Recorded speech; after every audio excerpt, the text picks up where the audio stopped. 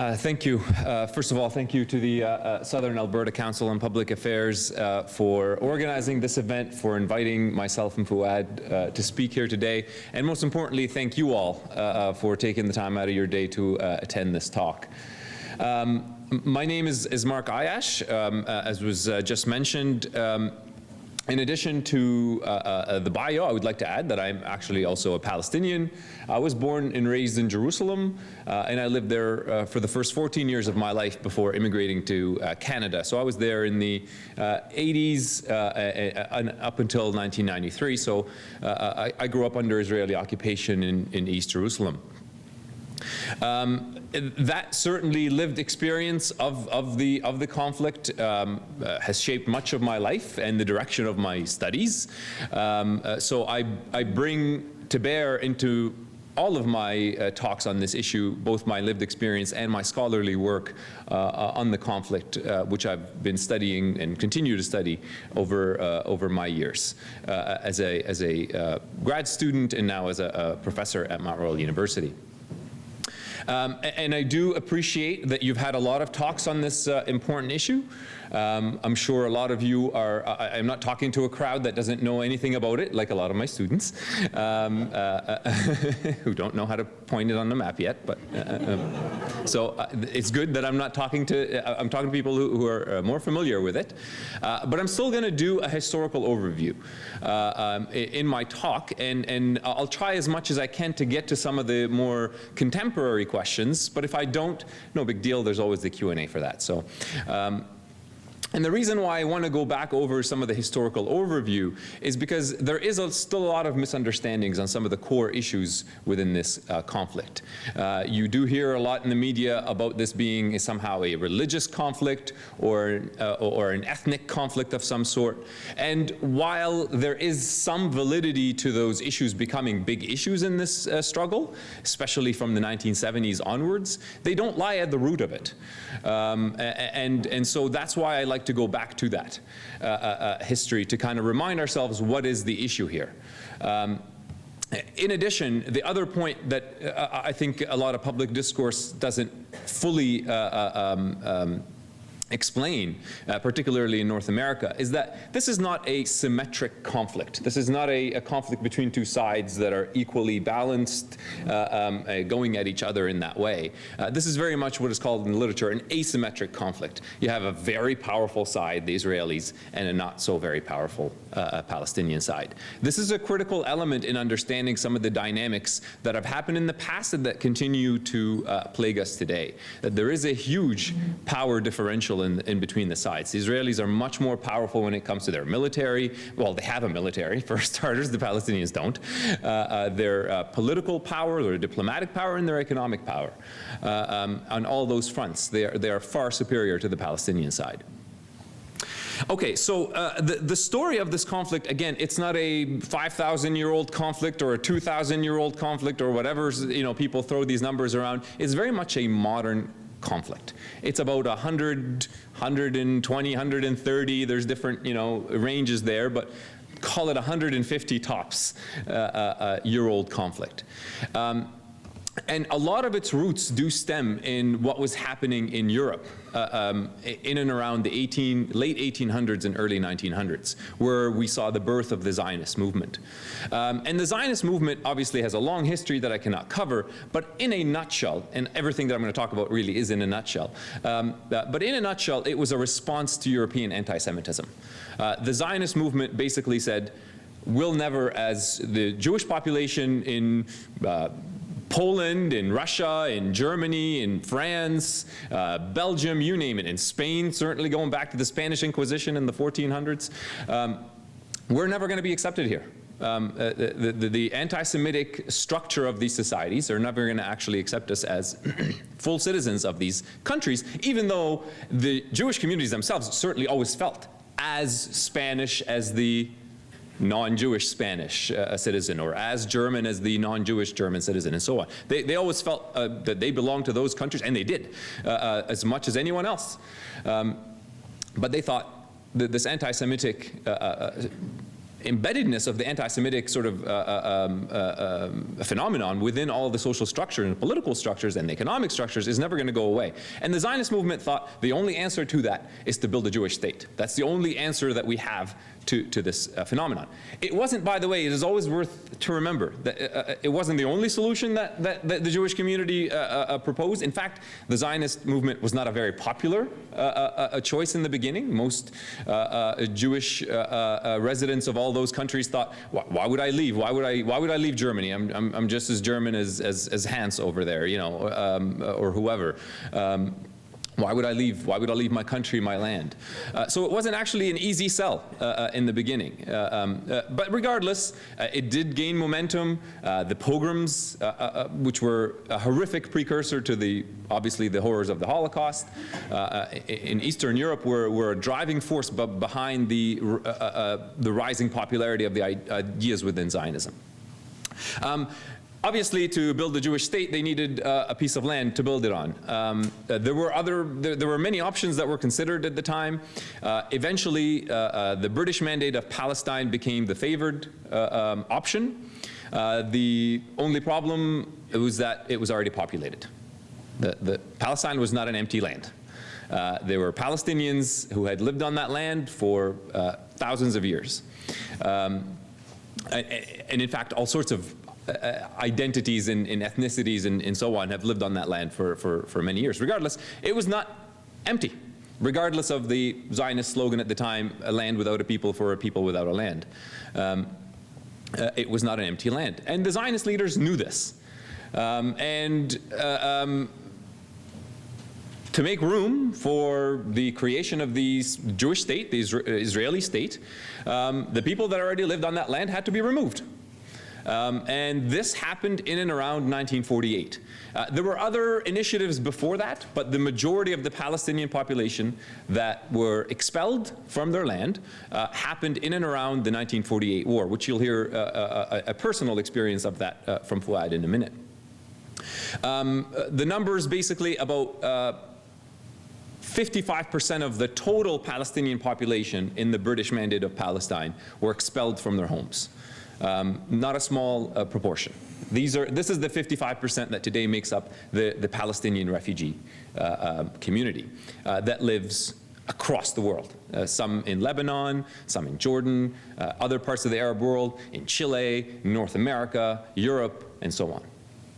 The refugee community, the Palestinian refugee community, mainly starts to stem from that 1948 war. And as well, you also have the internal refugees, so people who were moved from certain parts of what became Israel into the Gaza Strip, for example. So there was many refugees that were moved into those other areas within the territories that remained under Arab rule, whether it was the Jordanians or the Egyptians. And the core of the problem is precisely that. Everything else stems from that moment of expulsion.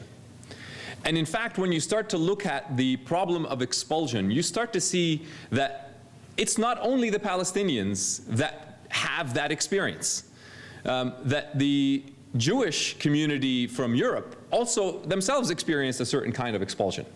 Again, a lot of the Jewish Poles or the Jewish Germans or Jewish French didn't want to leave those lands. And in fact, most of them, especially the Western European Jewish community, did not want to go to Palestine or Israel. They moved to North America. So there was an expulsion of the Jewish community from within Europe that lies at the root of this in the 1800s and 1900s that then is experienced by the Palestinians in their uprooting in 1948 and beyond. So to me, the core issue here is displacement of people from their land, is expulsion. In a way, it's a shared problem between the Palestinian and the Jewish communities, experienced in varying degrees and in different geographical locations, no doubt. But there are, in fact, many similarities in the structure of the experience of both communities when it comes to the issue of expulsion and displacement from land. And to me, if we don't address that core issue, then yes, peace and justice will always be out of reach. And this is why we have to kind of swim past and weed through a lot of the other issues that have come up throughout the history of the struggle that sort of keep away from our sight this core problem. So when I hear, you know, we can have peace negotiations, but the refugees, that's off the table. Jerusalem is off the table. Well, then what's there to talk about? We're not talking about the core problem anymore. We're talking about some kind of other thing here that is not going to resolve the actual issue. So for me, any serious negotiation, any serious settlement must directly address this root problem of the issue, which is the expulsion of people from land, and a way to redress that. And we can talk about some of those specifics, by the way, because redressing the problem of expulsion doesn't mean everybody comes back. Not every refugee wants to go back. Some do, some don't, some want reparations. So there we can get into the sort of more practical, specific details. But we need to have that conversation. That conversation isn't even being had. Excellent. That takes me back to my own experience growing up, like I said, under occupation. I remember, I was very young, but I still remember the breakout of the Intifada in 1987. So I would have been 8 years old when that happened. I distinctly remember a change in our lives as children. We used to have Israeli friends growing up. That wasn't a hard thing for, you know, some people from out here think, you know, these are so separated people culturally and ethnically and religiously, which is nonsense. It's actually very easy for Israelis and Palestinians to get along on all sorts of cultural issues, even religious issues, and so on. So it was kind of a normal thing for us to play with Israeli kids that we were friends with. Not all of them. I'm not going to try to paint a picture here of a happy coexistence. It wasn't. There were tense moments even before the Intifada, but it was normal for us growing up with you know, Israeli friends. It's not uncommon. The Intifada certainly made that more difficult. Once the Intifada started, you know, checkpoints started to be erected everywhere. Movement became more difficult. When we would go and visit our Uncle Yaakov in Haifa, he would still take us to the soccer game to watch his son play, but he would say, "Don't speak in Arabic when you're here today," you know, that sort of thing. So we would speak in English instead. Those things started to change.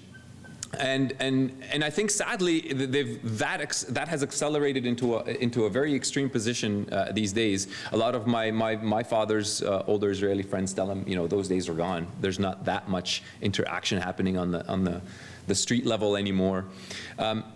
But nonetheless, even if that is the case on a sort of a daily interaction piece, I do still have hope in a lot of the grassroots activism that happens in the region. I would agree that the political leaderships are not well positioned to get us anywhere good these days. But again, when we talk about that, we do have to keep in mind that the Israelis hold a lot more cards than the Palestinian leadership does. But regardless, there are a lot of grassroots efforts that are undertaken on the grounds, whether it's lawyers, Israeli lawyers working with Palestinian lawyers, Israeli doctors working with Palestinian doctors on healing the wounded Palestinians, or the Israeli lawyers working with the Palestinian lawyers working on protecting the vulnerable Palestinian rights, if they exist at all. And other peace activist movements that are there working with each other on all sorts of levels, that we shouldn't lose sight of. It is a dire situation. There's no doubt about that. We need to be upfront about how difficult the obstacles are, how big the challenges are, and that we're not heading in the right direction.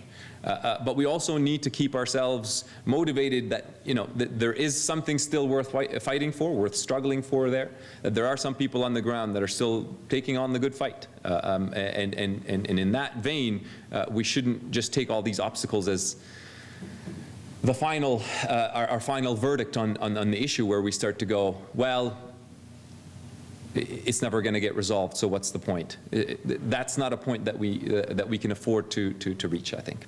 And with that, I'll invite Fuad up to speak about his own experience there, especially in 1948.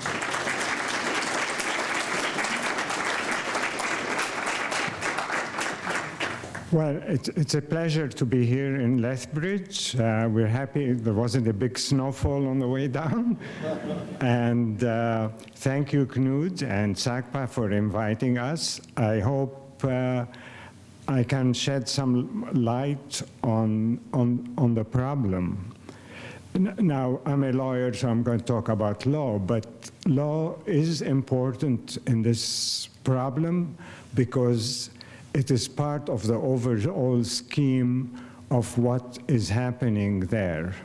So I'm going to be talking about the laws of Israel and how they affect the Palestinians. I have 10 minutes, so I'm not going to cover much ground, but I'm not going to bore you with the details of the law.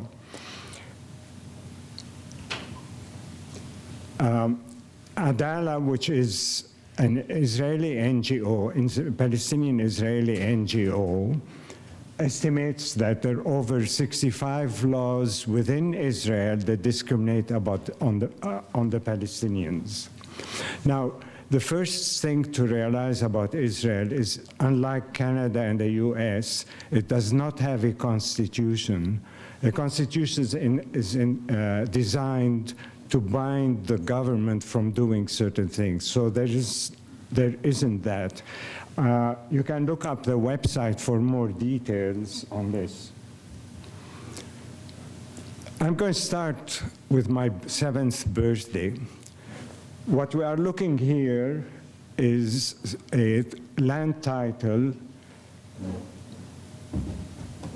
from Palestine. Now, I'll show you a detail of this. If you look here, see it says Government of Palestine and Certificate of Registration of a land in Haifa on Mount Carmel. Now, this was my 7th birthday. It was registered, my father gave it to me. It was registered in my name. Says Fuad, son of Theodore Abboud. So that's the land that was given to me in Haifa on October 19, can't read.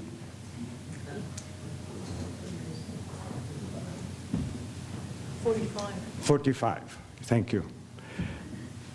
Now, when Israel declared itself as an independent state, it said it will ensure complete equality of social and political rights to all its inhabitants, irrespective of religion or race. Now, that sounded really good, but unfortunately, that was never made into law. Instead, the first thing the Israeli government did was to declare a state of emergency. It was supposed to pass a constitution, and under Resolution 181, which was a partition resolution, that nobody was supposed to be evicted, no land was supposed to be confiscated. Instead, the first act that the government did was to declare a state of emergency, which actually the state of emergency continues to today. Now, the reason for the emergency is because it enabled the government to revive the defense emergency regulations that were passed by the British government, British mandate government, to fight Jewish terrorism. And the last act of the British mandate government was to discontinue that. So the first thing the government did of Israel was to pass the emergency regulations. These give wide powers to the government, which continue to today, that all Palestinians were placed under military law, and this continued until 1966. This allowed the government for administrative arrest, closure and home destruction, banish and deport people, and censorship and restrict travel. Now, most of these continue to this day. Now, the second, in the early 1950s, Israel passed 3 laws: the absentee property law, the nationality law, and the law of return. I'll summarize them for you very quickly. The absentee property law basically confiscated the property of most Palestinians, certainly most of the Palestinian refugees. It just took their property away. The nationality law stripped them of their nationality, so they became stateless, and many of them continue to be stateless today. And the law of return gave any person of Jewish descent, of Jewish religion, the right to come to Israel, to the new land. So the absentee property law was really a tool that was used to steal the land of the Palestinians, not just the land. For example, my father had his bank account frozen. He couldn't get his bank. Some of the furniture that we didn't have with us was taken over. And the way the absentee property law was made, it wasn't outright confiscation. On the surface, it appeared that there was going to be a custodian who was going to take care of the property, but the custodian actually was just an arm of the Israeli government.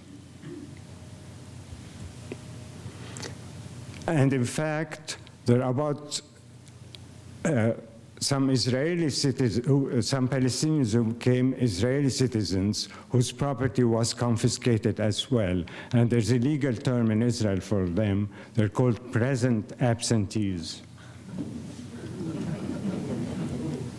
And about 70% of the land of Israel, we're talking about Israel proper, is absentee land. The second thing to know about the Israeli system of law is it distinguishes between citizenship and nationality.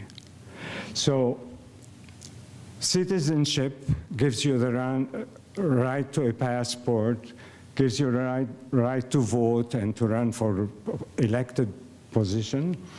But nationality, which is reserved only to Jews, gives you the right of return and grants you privileges that are reserved only for Jews. So unlike Canada, where there's no distinction between citizenship or nationality, everybody is equal, at least in theory. There, in theory, the people are inherently unequal. And this is from Haaretz, which is an Israeli newspaper. There are about 135 different nationalities that Israel can register on identity cards. And you have to remember one more thing about Israel. Everybody is required, every adult is required to carry ID with them and to show it upon demand. So for example, you have nationalities like Assyrian, Samaritan, Druze, which is a sect of essentially Islam, Hebrew, and Jewish and Arab. But the main differences are between Jews and Arabs. So the Palestinians became Arabs, and unless they became Druze.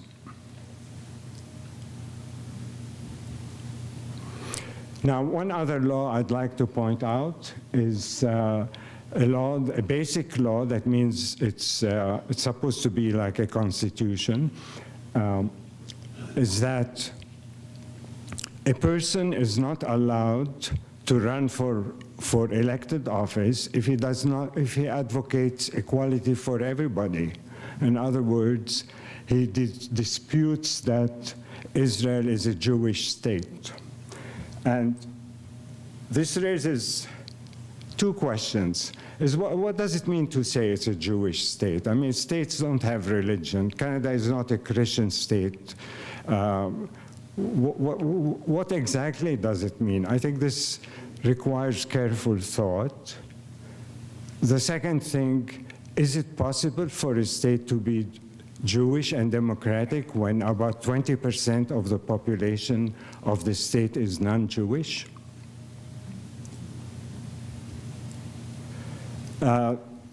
Israel, unfortunately, has been moving further and further away from liberal thought. So the latest law that was passed was the nation-state law. This was passed this past July, that Israel is a state, nation-state of the Jewish people, that self-determination in Israel is unique to Jews, even though 20% of the population of Israel is non-Jewish. It removed Arabic, which along with English was an official language. This was a hand-down from the British mandate, and Israel will be open to Jewish immigration. What happened to my land? In December 48, Israel sold 20% of the land, Palestinian land, to the Jewish National Fund, and then a further 20% was sold in 1950. Now, does the JNF own the land? I don't know. I tried to find out, but I didn't have the opportunity. But most likely it does. And I'd like to end on a particular photo that's sort of to illustrate that there is a human aspect to what's going on. I mean, we can argue here, or people can talk about Jews, non-Jews, apartheid, all that, but there is a real human tragedy behind this. So I will end on this one photo of my parents. My parents, this was probably around 1930. That's my mother and father there. And they did a tour in Europe. And I believe this was taken, obviously it's in a zoo. I believe it was the Berlin Zoo, but I'm not sure. So I'm doing this to show you that there is a human side to this that we must always keep track of. Thank you very much.